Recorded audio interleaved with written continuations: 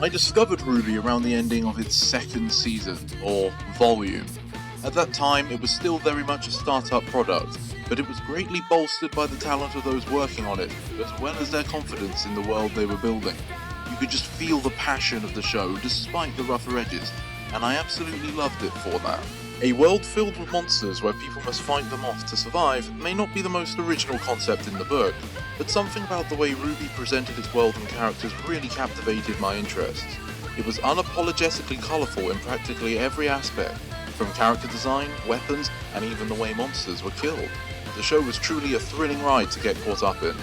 One of the things RWBY excelled at was its fight scenes. They were an artistic flurry of momentum and spectacle, where actions all felt like they had purpose and weight, which made the supernatural acts being pulled off feel impactful and earned.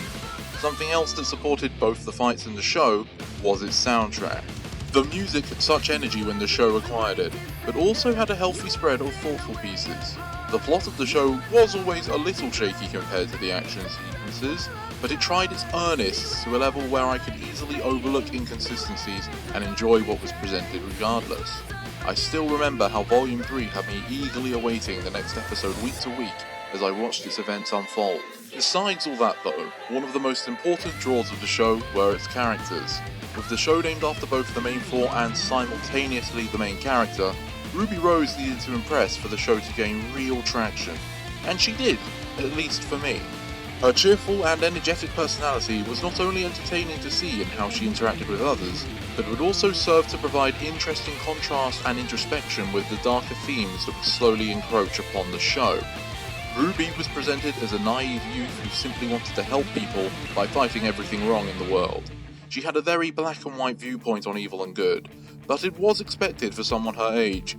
In a very fitting decision, RWBY is also a weapons and combat enthusiast, meaning she is just as excited to see the highlights of the show as the audience was.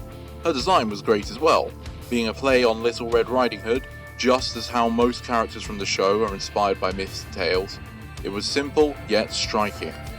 Present Rose, her scythe, It's also a customizable, high-impact sniper rifle. A what? It's also a gun. was also incredibly satisfying to watch mow down hordes of monsters. It has a very catching design, and its hybridization with the sniper rifle allowed for creative combat maneuvers. Weiss was introduced as a stuck-up brat who would challenge RWBY's self-confessed lack of social skills. She was rather annoying, but that was clearly the point. Why are you so bossy? I'm not bossy! Don't say things like that! Stop treating me like a kid! Stop acting like a kid! Well, stop acting like you're perfect! I'm not perfect! Not yet. But I'm still leagues better than you. Her character developed the most out of the main four, as she learned how to better channel her desire to make a real difference into improving herself, rather than taking it out on others. Weiss's combat style was direct and quick, encompassing fast strikes and elemental enchantments. When Weiss entered a battle, you almost didn't know what to expect, as her talents could be combined in multiple different ways with itself or with other characters. With the four members of Team RWBY each representing a colour, Weiss's uniform is clearly meant to be white, but the red highlights help break up the image whilst drawing attention to herself. Very suitable for her character at the time. Blake Belladonna was supposed to be the mysterious member of the team, Don't be so dramatic. representing black.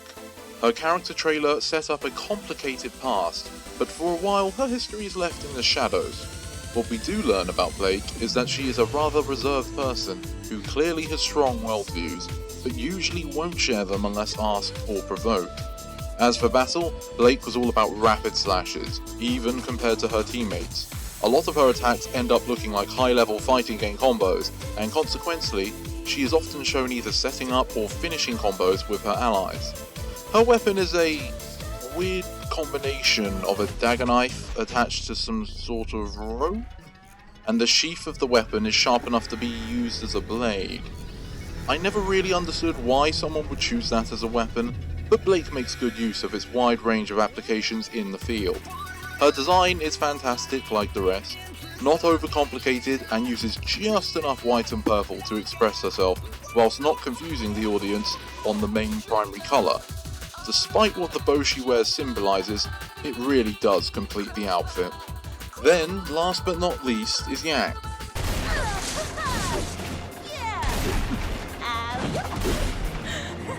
If Blake was fast strikes in a fast-paced show, then Yang would be high energy in an energetic show. She is almost always looking to have fun in any scene she's in, and while sometimes it comes off as forced, she usually succeeds in raising the tempo of any scene she's present in. Her combat prowess is award-worthy for someone who apparently has a long way to go before graduating. Whilst most other fighters have melee weapons alongside firearms of range, Yang rocks up with good old hand-to-hand beatdowns. Her weapons are gauntlets that double up as shotguns, allowing her to both parry dangerous blows whilst multiplying the impact of her attacks. And man, do you feel the impact in the earlier seasons.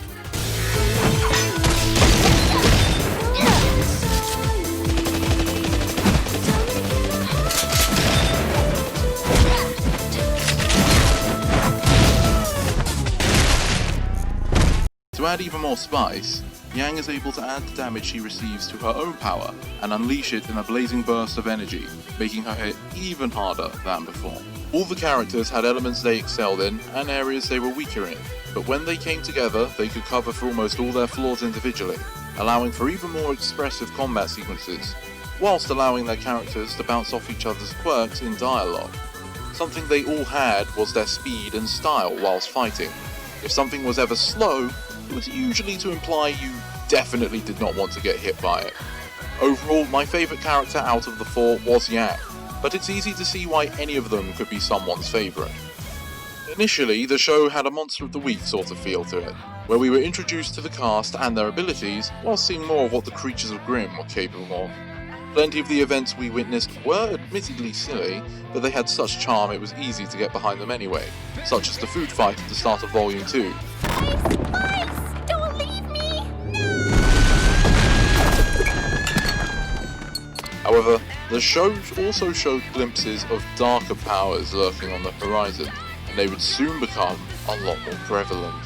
The creators clearly wanted the plot and stakes to evolve and become more serious as the show went on, so after finding their feet, so to speak, the topic of faunus oppression began to position itself as the main narrative event.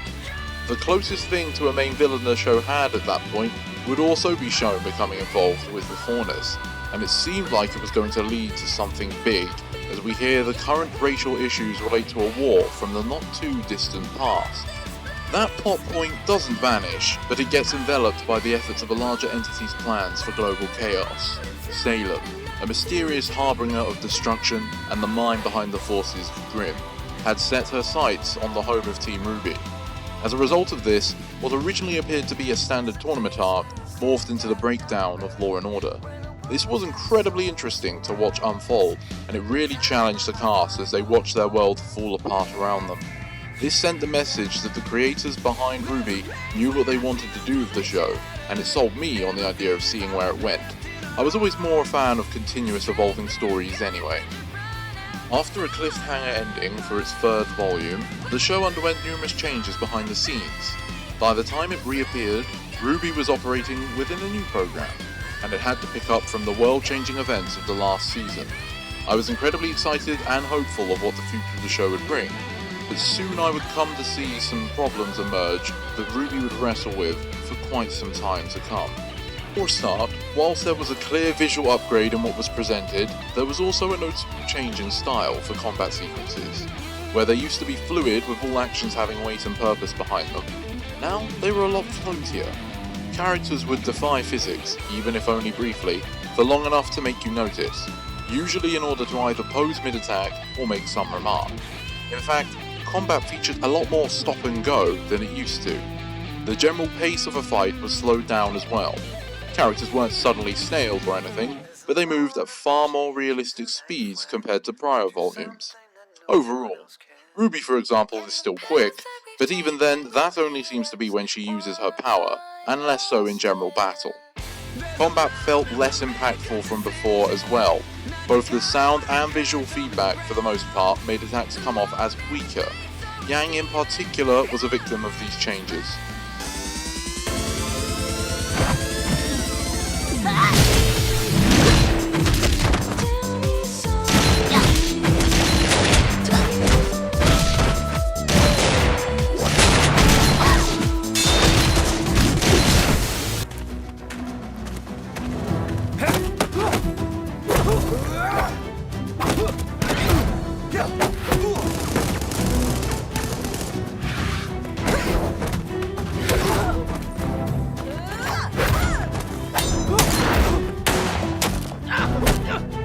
At the time, however, whilst I noticed these alterations, I didn't let them dissuade me too much. I understood the growing pains the show was undergoing from Volume 4 and the new responsibilities the team had, so I saw it as everyone getting to grips with the work pipeline until their next volume. Those concerns were more on the technical side, but I also held concerns over the changes in our main characters. The events of Volume 3 were quite traumatic for them, so naturally it will have had some lasting effects on their behaviour. This makes sense for the show's progression, as it always had the underlying theme of the main cast's innocence and view of the world shattering whilst they progressively uncover the truths of the world they live in and its darker elements. That being said, the changes our characters underwent did not pan out in a way that would make them more interesting for me, but rather less enjoyable. RWBY became more serious and mature, being looked to as a leader by her peers and elders as the seasons progressed. Sure, she still had bursts of joyfulness, but they were only ever that, bursts. Not to say she was perpetually depressed, far from it even, but she was most definitely changed. The thing is, there wasn't anything inherently wrong with this character development, on a surface level. The character responded and grew from past events to change the course of their future. But RWBY is the show's main character, and whilst you can have leads develop and change views, it's important to get right lest you risk alienating your audience. Most shows choose to have their lead remain largely unchanged overall during the course of the story as a static character, so that people don't lose the connection they may have formed with them. My issue with how RWBY's development turned out is that while she changed drastically as a result of the narrative and to step up to the more demanding responsibilities the future held, she was seemingly sidelined by the development of other characters, and as a result, we do not get to see nearly enough of her interacting with the main plot, nor do we get to see enough insight to her inner thoughts about the events occurring around her. I have referred to her as the main character numerous times, but I only say that because it is what I believe the creators intended.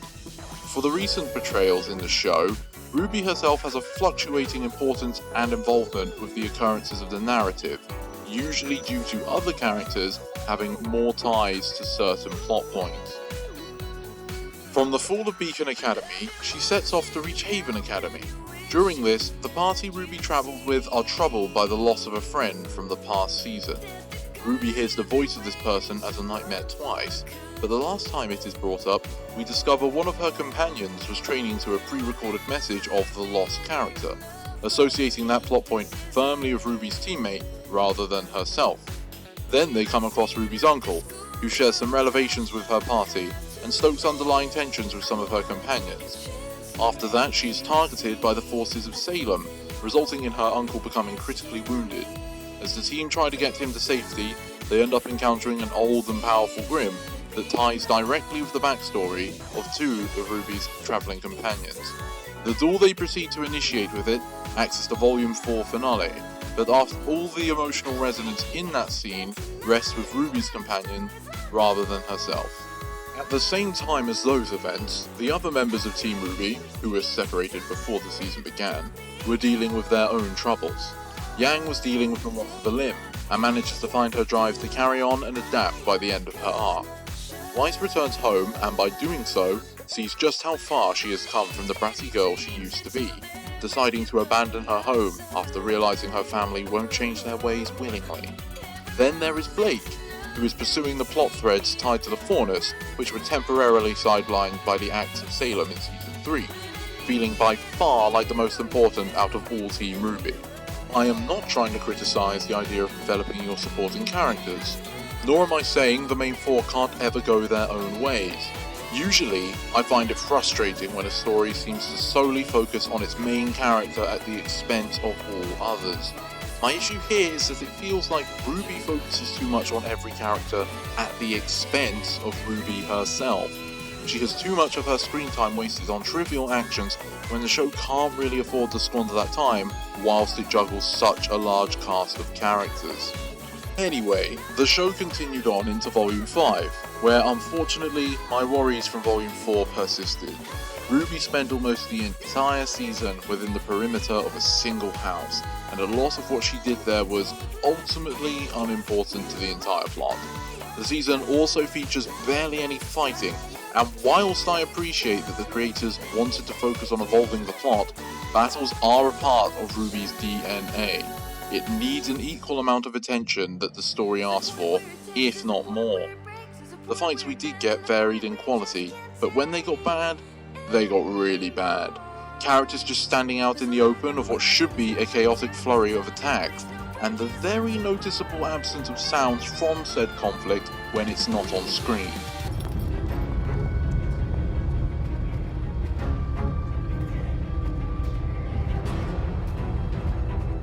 Stop them! We've got your team covered!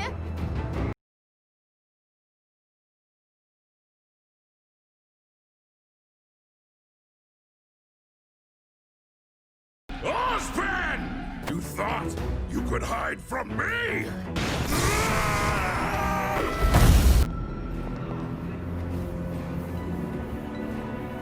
It seemed the fight still had not found their footing to be on par with the past. Alongside those issues, some of the characters seemed to get distorted and turned into alternate versions of themselves that I simply just could not like. Or plot points that were set up in prior seasons with a sense of future importance were either dropped or anticlimactic upon reveal. A big example for me personally on this point is the way Yang completely steps all over her mother's character. It is presented as Yang prioritizing other things, but the way it is executed comes off a lot more as Yang being stupid. She could still get what she ultimately chooses in the show, whilst actually getting some of the answers her character had been searching for since the beginning, but she squanders the chance. Regardless, by the time Volume 6 rolled around, I was really hoping for a return to form. That is different from wanting a carbon copy of what came before. Innovation and evolution is good. I just wished it was more in line with the expectations the show itself had set up in its earlier seasons. Compared to the last two seasons, things actually happened in Volume 6, but in a way it was a mix of the seasons that preceded it. At the start, they find themselves having to hike to a desired location, much like Volume 4, and after that, they hold up in a house for a while, like Volume 5. In fairness, we also get to see this backstory of Salem alongside a unique grim encounter at the house. However, the backstory makes Salem feel more like a main character to the story than RWBY herself, yet again. If Salem and RWBY had more interactions, it may have felt differently, but as it stands, the two of them have barely spoken to one another after 6 seasons.